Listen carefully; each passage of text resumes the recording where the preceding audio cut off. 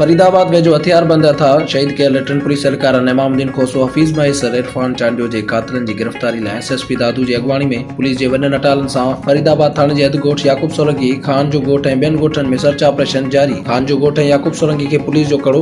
शहीद पुलिस एहलकारनि जे क़त्ल में मुलविस ॼाणायल जवाबदारनि ॻोठ खान जो ॻोठ खड़ा वलीज मां केस नामज़द माशूक उर्फ पखी खोसो जे सोटन अली अकबर खोसो, कादिर शबीर असगर खोसो जा घर बिल्डोज़र कया विया। खान जो ॻोठ मां केस में नामज़द जवाबदार सजण माशी जे अब्दुल रहीम माशी जे वॾे भाउ हाजी गुलज़ार सोलंकी जा घर ड्राई पटकिया विया। ॻोठ याकूब माशी मां जवाबदार मिर्चू उर्फ गुलाम हुसैन सोलंकी जे माइटनि जावेद वल्द, गुलाम शबीर, फताह, सरवर, ज़ाहिद समेत ॻोठाणनि जा 30 घर बुलडोज़ कया विया। जंहिंखां पोइ ॻोठ याकूब माशी जे औरतुनि ऐं मर्दनि एहतिजाजी मुज़ाहिरो कयो। मसमात रहमत सोलंकी, ज़ादी सोलंकी चयो त असां ॻोठाणनि कहिड़ो ॾोह कयो आहे जो असांजा बेगुनाह घर ड्राई पटकिया विया आहिनि। असांजो ॾोहारियुनि सां को बि वास्तो तालुक न आहे। इन बावजूद पुलिस मुंहिंजी धीउ सपना सोलंकी, खातून सोलंकी समेत 5 औरतूं ऐं 10 मर्द खंबे खणी वई आहे। जॾहिं त एसएसपी दादू अमीर सऊद बख्शी चयो त ॾोहारियुनि जी का बि ज़ात पात न हूंदी, कंहिं बि ॾोहारी खे बख़्श न कबो। अॼु जी कार्रवाई दौरान ॾोहारियुनि जा मोर्चा ठिकाणा तबाह कया विया आहिनि। असांजो ॻोठ ठाहिनि, असां बचाए मतलब विलत ठाहिनि, असां चो एतिरी कई अथनि भला ॾोही आहिनि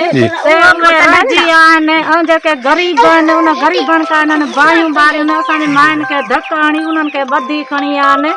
छो हे एॾी पुलिस जी अदालत आहे छा त ग़रीबनि ते कब्ज़ो कयूं वेठा आहिनि। जेके ॾाढनि सां ॾाढा भॻा हलिया था वञनि उन्हनि जो पोयूं ई न आहिनि। ग़रीबनि खां बाहियूं थियूं ॿरनि,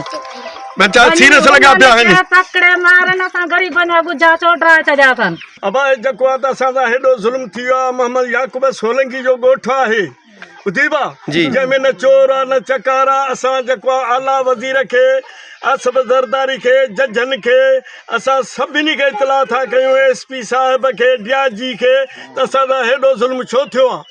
असां ग़रीबनि जा हिन महिल बच्चा ॿाहिरि वेठा आहिनि, विल ते अटा पाणी बि खणी विया आहिनि। असांजा को गुड़ जो दरो बि न छॾियो अथनि, सभु खणी विया आहिनि सामान धामान। हाणे असां जेको आहे त काॾे वञूं, असांखे हुकूमत जायूं ॾिनियूं, असां ग़रीबनि खे अटो खाइण खां कोन्हे, असांखे ठहिराए केरु ॾींदो। असां आला वज़ीर खे बि असां इतलाह कयूं था, सभिनी खे जेके अफीसर आहिनि जजनि खे इतलाह कयूं था त असांजा हेॾो ज़ुल्म छो थी वियो आहे। जेको इंसाफ़ थिए, जेको असांजी मायुनि जा ॿार किरी पिया आहिनि, किन जा के मायूं खणी आहिनि, उन्हनि जा ॿार जेके आहिनि से दौरे में अची विया आहिनि, उहे पिया आहिनि, हथ रखियूं मायूं वेठियूं आहिनि, मायुनि जा मायूं खयूं हलिया विया आहिनि, उन्हनि जे बचनि खे फुफो केरु ॾिए। हेॾो ज़ुल्म असां सां छो थियो आहे। एॾा ॾोहारी त कोन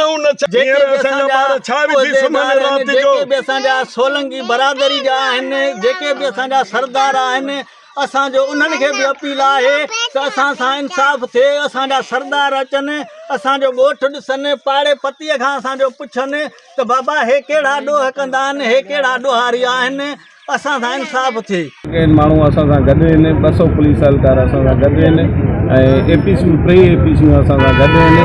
असां सां DSP SHO इहे सभु गॾु आहिनि। ज़रूरु ज़िले जी नफ़री असां फुल आउट करे हिकिड़ो पंचिंग फोर्स ठाही आहे ऐं इहे मुख़्तलिफ़ थाणनि जी ई नफ़री आहे ऐं कुझु हिन में पंहिंजा कमांडोज़ आहिनि, जेके RRF जा जवान आहिनि, पंहिंजा स्क्वाड्स आहिनि, उहे सभु असां मिलाया आहिनि। ऐं इहा इंशाअल्लाह जीअं असांजो हे मामिलो सिधो थिए, जंहिंजे लाइ असांजो तमामु घणो ज़ोर आहे, जीअं सिधो थींदो इहा नफ़री रोडनि रस्तनि ते आहे, इहा तमामु सुठे नमूने हिन जो स्पेसिफिक हिकिड़ो कॉम्प्रिहेंसिव पेट्रोलिंग प्लान मां फरीदाबाद जे लाइ जारी कंदुमि। जेके बि पोस्टूं सभु आहे